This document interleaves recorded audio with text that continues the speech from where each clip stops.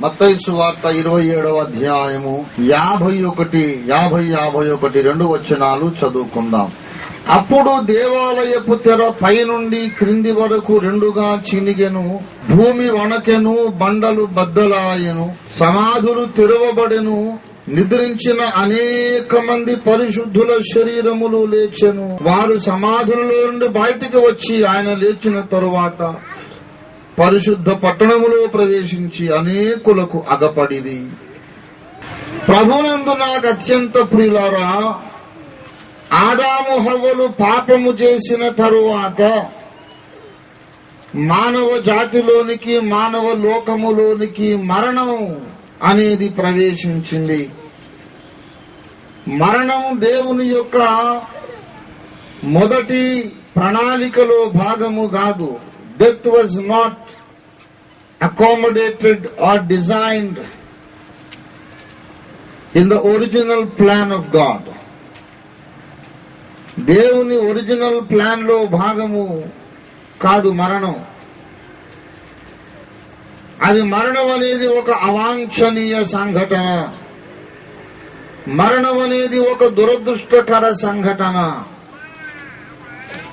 దేవుడు మొదట సంకల్పించని పరిణామము, అవాంఛనీయమైన పరిణామం, undesirable, unfortunate development which came later as a result of human disobedience and failure and sin.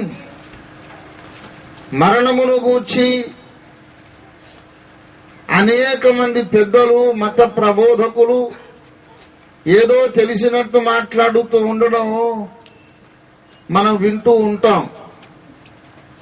అసలు ఆధ్యాత్మిక ప్రపంచాన్ని గూర్చి మాట్లాడే హక్కు ఎవ్వరికీ లేదు. ఆధ్యాత్మిక ప్రపంచాన్ని గూర్చి ఎరిగిన జ్ఞాని ఎవ్వడూ లేడు. ఆధ్యాత్మిక ప్రపంచాన్ని గూర్చి ఎరిగిన వాడు, మాట్లాడే హక్కు కలిగిన వాడు ఎవడయ్యా అంటే యేసును అంగీకరించిన వాడు మాత్రమే. ఆధ్యాత్మిక ప్రపంచాన్ని గూర్చి ఏదో తెలిసిపోయినట్టు చెబుతూ ఉంటారు. అవన్నీ ఊహాజనితమైన కల్పనా కథలు మాత్రమే.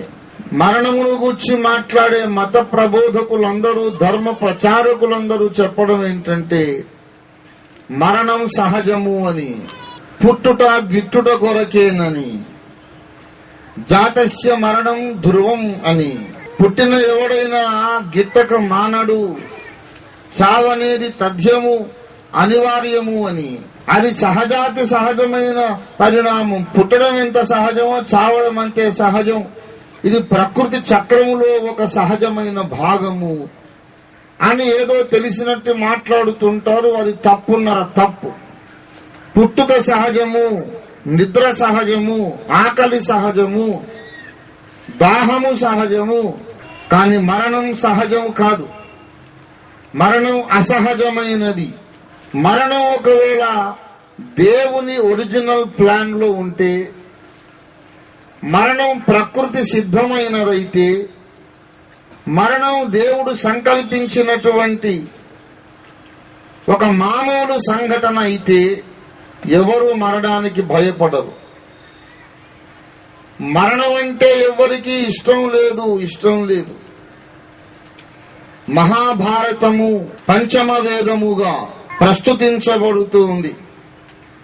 మహాభారతంలో పాండవుల వనవాస సందర్భంగా ఒక కథ వ్రాయబడి ఉంది. మహాభారతం అనే మహా ఇతిహాసము, మహాకావ్యంలో పాండవులు వనవాసం చేస్తూ ఉన్నప్పుడట ధర్మరాజుకు దాహం వేసిందట.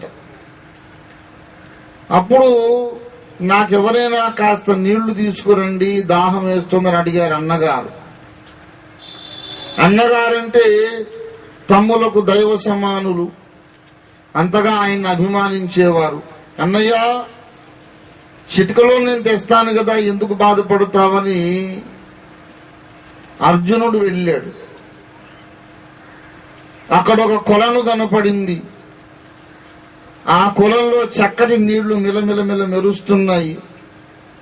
ఆహా, ఎంత స్వచ్ఛమైన స్ఫటిక సమానమైన జలము దొరికిందని సంతోషించి మడుగులోకి దిగి నీళ్లు తీసుకోపోయాడు. ఒక తామరాకు దొన్నెలాగా చేసి దాన్ని గిన్నెలాగా చేసి దాన్ని ముంచి తీసుకోపోయాడు.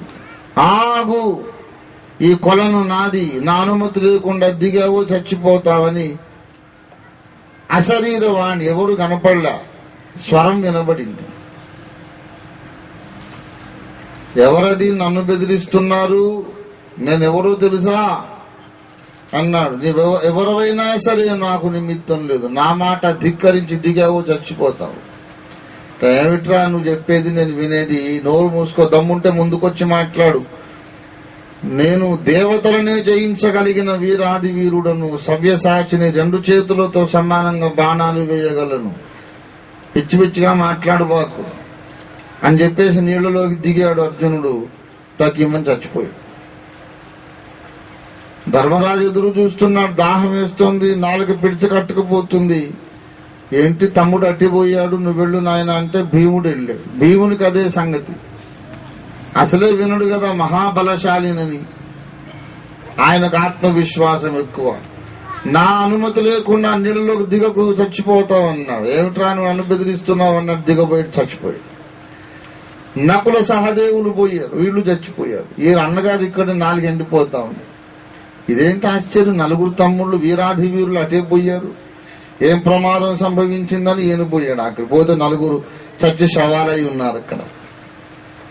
ఇదేమిటి ఆశ్చర్యము, దేవతలను గంధర్వులను జయించగలిగిన మహావీరులు నా తమ్ముడు, వీళ్ళని చంపిన వాడివాడు ఎలా చచ్చిపోయారు, ఇదేంటి?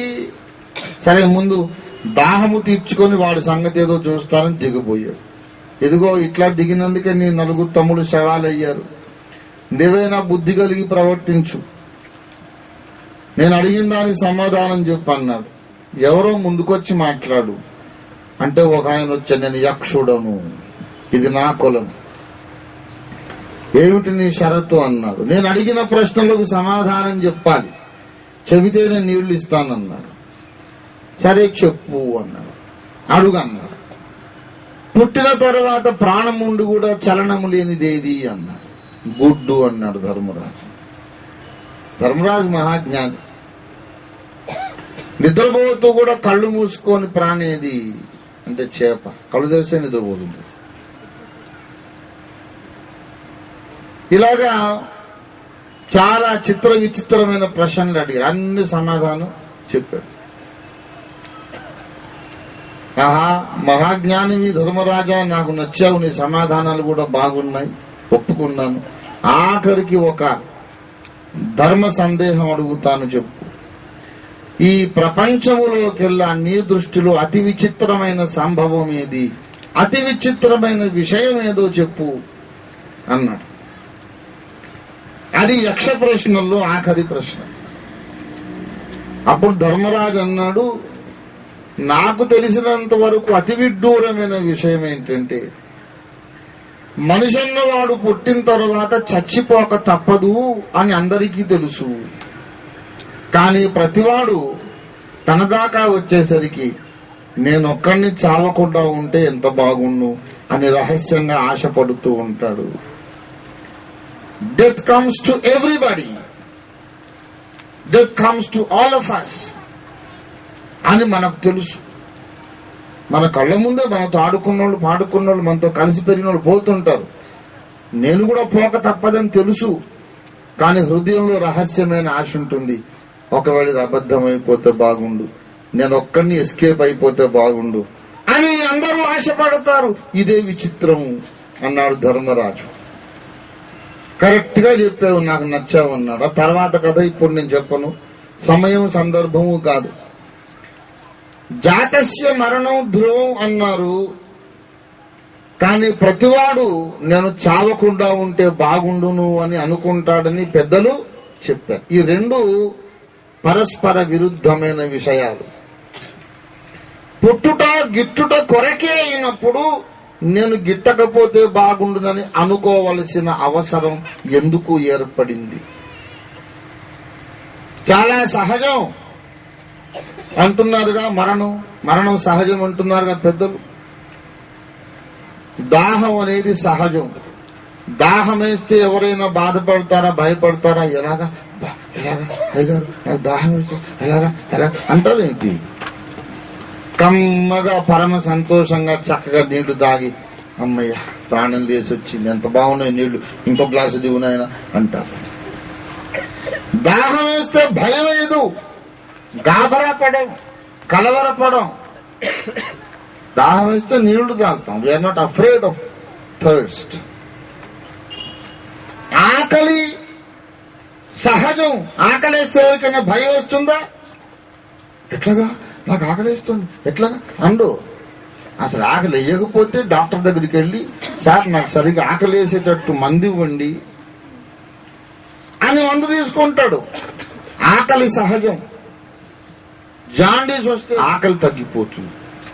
ఆకలి వేయట్లేదు, జ్వరం వచ్చింది, కళ్ళు పచ్చబడ్డాయి, మనిషి తగ్గిపోతున్నాడు, ఆకలి వేయట్లేదంటే జాండీస్ వచ్చింది అంటే కామెర్లు, పసికలు అంటాం. కామెర్ల వ్యాధి వచ్చిందని అర్థం. ఆరోగ్యవంతునికి ఆకలేస్తుంది. ఆకలేస్తే ఇప్పుడు భయపడ్డు. ఆకలి వెయ్యకపోతే బాధపడతాడు. ఏంటో సార్ ఈ మధ్య ఆకలి వేయకపోతే తినడం మానేరాదురా, ఎందుకు బాధపడుతున్నావు? అమ్మో ఇలాగా తినకపోతే ఎలాగా తినాలి. ఆకలి సహజం. And we enjoy when we are hungry and we have rich food, tasty food. నిద్ర సహజం. ఎవరికైనా నిద్ర వస్తే భయం వేస్తుందా? నిద్ర వస్తే కమ్మగా నిద్రపోతాం. నిద్ర అవ్వడం లేపుతుంటే ఎంత కోపం వస్తుంది. ఇంకో పావు గంట, ఇంకో అరగంట అలాగా నిద్ర. ఆ సుఖమే సుఖం. నిజంగా అలసిపోయినప్పుడు అలాగా పడుకోగానే కన్నంటుకుంటాం. we enjoy sleep, we enjoy food, we enjoy our drink. నీళ్లు త్రాగడం, భోజనం చేయడం అన్ని ఎంజాయ్ చేస్తాం. కానీ చచ్చిపోవడం మాత్రం భయం. అమ్మమ్మో ఎట్లాగా చచ్చిపోతానేమో, ఇంకాసేపు అయితే ఆకలేస్తుందేమో అని భయం ఉండదు. మరి కాస్త సేపు అయితే, ఇంకో సమయం అయితే, ఇంకో గంట సేపు అయితే దాహం వేస్తుందేమో, నిద్ర వస్తుందేమో. నిద్ర వస్తే పడుకుంటాం, భయం ఎందుకు? ఇవన్నీ సహజమైన లక్షణాలు, దేహ ధర్మములు. కానీ చావంటే మాత్రమే భయపడతాడు మనిషి అన్నాడు ధర్మరాజు. ఎందుకు భయపడతాడో చెప్పగలవా అంటే ధర్మరాజు అయినా చెప్పలేడు బైబిల్ చదివితే తప్ప. మనిషికే కాదు నాయన, అంటే మనిషికి మాయా మోహములు మైకము కమ్మినట్టు కమ్ముతాయి నాయన. భవబంధాలు, నా భార్య, నా కూతురు, నా కొడుకు, నా తోడబుట్టిన వాళ్ళు, నా బంధువులు, నా స్నేహితులు అని ఈ విషయాల మీద మమకారం పెంచుకొని ఇది వదిలేస్తే ఎలాగాని ఆ బెంగతో మనిషి చావంటే భయపడతాడు అని పెద్దలు చెబుతారు. అది తప్పే. భవబంధాలు, మాయామోహము ఇవి మనిషికి ఉంటాయి, దోమకు ఉంటాయా బాబు? దోమ కూడా చావడానికి ఇష్టపడదు. దోమ మన్ను కుడుతుంది అనుకోండి, దోమను చంపబోయి ఎన్నిసార్లు లెంపలేసుకున్నాము, ఎన్నిసార్లు మనం కొట్టుకున్నాము. ఎందుకు? ఏం తప్పు చేసావు నేను అలా కొట్టుకుంటున్నావు? నిన్ను ఏం తప్పు చేసావు ఆయన? తప్పు కాదండి, దోమ కొడుతోంది, చురచుర మండుతోంది. అదేం దోమో, ఈగంతుంది ఒకటొకటి. కొన్ని అంత పెద్ద దోమలు ఉంటాయి చూసారు, దిల్సుఖ్ నగర్ లో దొరుకుతాయి.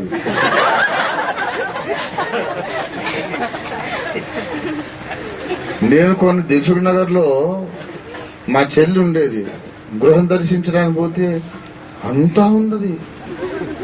అమ్మ బాబాయ్ చెల్లమ్మ ఇవి ఏమిటి అసలు? ఈగలా దోమలా రెండు కలిసిన దోగలా?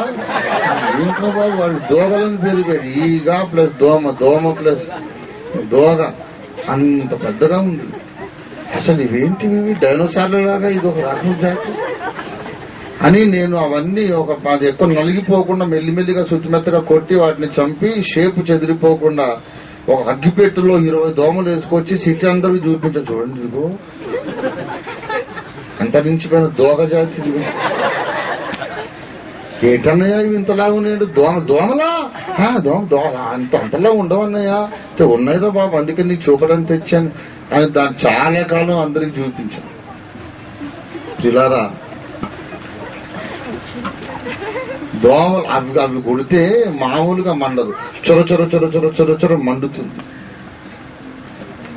చురుకుదనం ఎక్కువ, కుట్టేస్తాయి. ఆ దోమలు విచిత్రం ఏంటో తెలుసా? కుట్టిన తర్వాత 1 సెకండ్ అయ్యాక మంట మొదలవుతుంది. కుట్టిన స్పాట్ లోనే మండదు, ఇంజక్షన్ ఇచ్చి వెళ్ళిపోయినాక మండుతుంది. ఇప్పుడు కుడుతుండే వరకు మనం కొట్టుకుంటాం.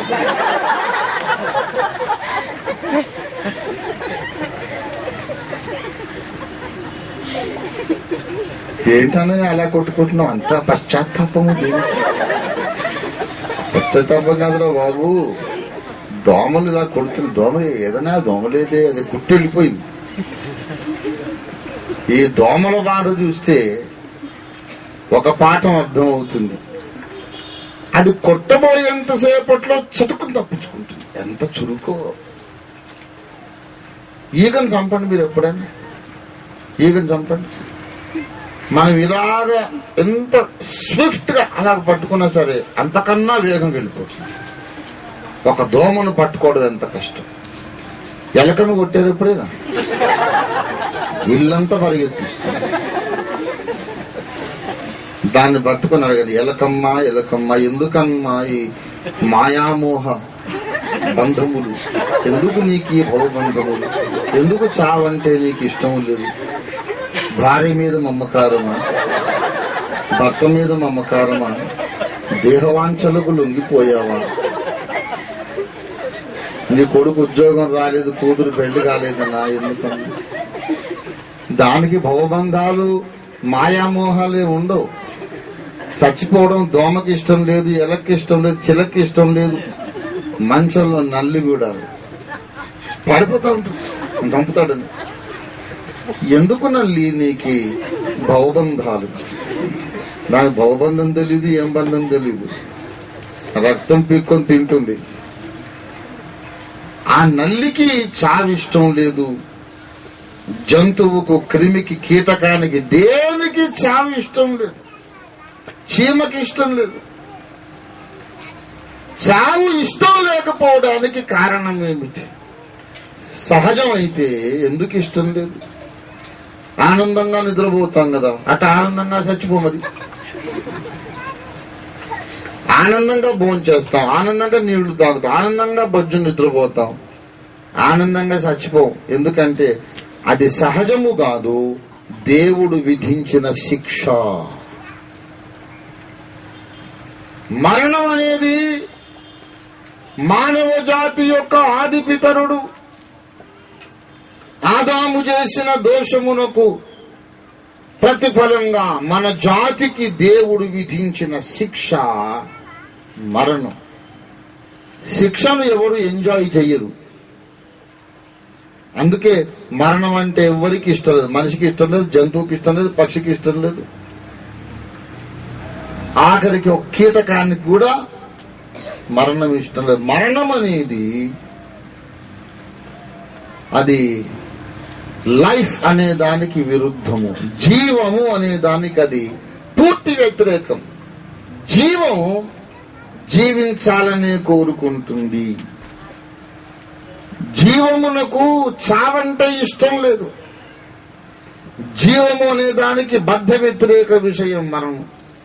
అందుకే జీవించుచున్న ఏ ప్రాణి కూడా జీవించడానికే సృజింపబడింది గాని మరణించడానికి సృజింపబడలేదు. తెలియని వాళ్ళు తెలుసుకోండి. చాలా మంది మేము విశ్వగురువులము, జగద్గురువులము, అది తెలుసు ఇది తెలుసు, మేము అంతా చెప్పేస్తామని ప్రజల్ని మోసం చేస్తున్నారు. నువ్వు గురువు అయితే ముందు చెప్పాల్సిన మాట చచ్చిపోతాము మళ్ళీ కుక్క పిల్ల పుడతాం అది కాదు. ఏవైనా ఆధ్యాత్మిక జ్ఞానం నీకు ఆరోగించుంటే ముందు చెప్పాల్సిన విషయం ఏంటంటే ప్రపంచము ఎలాగు పుట్టింది, మానవ జాతి ఎలాగు ఆరంభమైంది, ఒకే మనిషిలో నుండి మానవ జాతి పుట్టిందని ఖురాను, బైబిలు, భారతీయ పురాణేతిహాసాలు, సైన్స్ కూడా చెబుతున్నది. మనువులో నుండి పుట్టింది మానవ జాతిని భారతీయ శాస్త్రాలు చెబుతున్నాయి. ఆదములో నుండి మానవ జాతి పుట్టిందని ఖురాన్ చెబుతోంది. ఆదాములో నుండి మానవ జాతి వచ్చిందని బైబిల్ చెప్పింది. ఒకే ఒక స్త్రీ పురుష జంట నుండి యావత్తు పంచఖండాల మానవులు పుట్టారని జన్యు శాస్త్రము, జెనెటిక్ సైన్స్ చెప్పింది.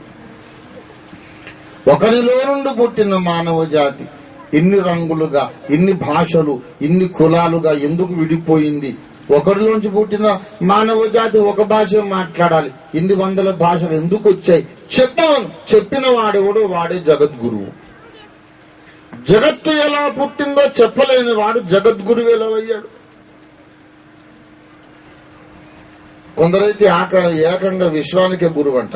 అంటే వేరే గ్రహాల్లోంచి కూడా వచ్చి వీళ్ళ కాడ అడిగి తెలుసుకుంటారు అన్నమాట విషయాలు. జగత్తుకు గురువు, విశ్వానికి గురువు నజరేయుడైన యేసునాథుడు ఒకడు మాత్రమే. దేవునికి స్తోత్రం కలుగును గాక. ఆయన అడగండి, you will get answers to all the vital questions right away. ఖచ్చితమైన విశ్వగురువు యేసునాథుడు. ఆ విశ్వగురువు యొక్క నోటి బూరను నేను. దేవునికి స్తోత్రం కలుగును గాక. నేనే కాదు, మీరు కూడా కావచ్చు. ఆయన పరిశుద్ధాత్మ మీలో ఉంటే మీ ద్వారా కూడా ప్రజల సందేహాలు ఆయన తీరుస్తాడు. మనం ఎవరమైనా నోటి బూరే, వక్త మాత్రం ఆయన. దేవునికి స్తోత్రం కలుగును గాక. మాట్లాడేవాడు ఆయన, ఉపదేశించేవాడు ఆయన. యేసయ్య పాదములను ఆశ్రయిస్తే అన్ని ప్రశ్నలకు, సందేహాలకు జవాబులు దొరికిపోతాయి. మరణం అనేది సహజం నాయన. అంటే ఇప్పుడు గెలవలేక దానికి మనం లోబడిపోవాలి, కాంప్రమైజ్ అయిపోవాలంటారు. మరణం అనేది సహజం కాదు. ఆది మానవుడు పాపము చేసినందుకు మరణం వచ్చింది. ఆ తర్వాత జరిగిన మొదటి మరణం హేబెలు మరణం. ఇక ఆ తర్వాత ఎందరో మరణించారు. భక్తులు మరణించారు, సంఘ విద్రోహ శక్తులు మరణించారు, రాజులు మరణించారు, ప్రవక్తలు మరణించారు, అవతార పురుషులు అన్నోళ్లు మరణించారు, కోట్ల మంది మరణించారండి. మరణమును దేవుడు మానవ జాతికి శిక్షగా విధించినప్పటి నుండి కోట్ల మంది మరణించారు. చంద్రగుప్త మౌర్యుడు, శ్రీకృష్ణదేవరాయలు, శాతవాహన, శాలివాహన మహారాజు లాంటి మహానుభావులు అందరూ చనిపోయారు. Alexander the Great, Nero, Hitler, Mahatma Gandhi,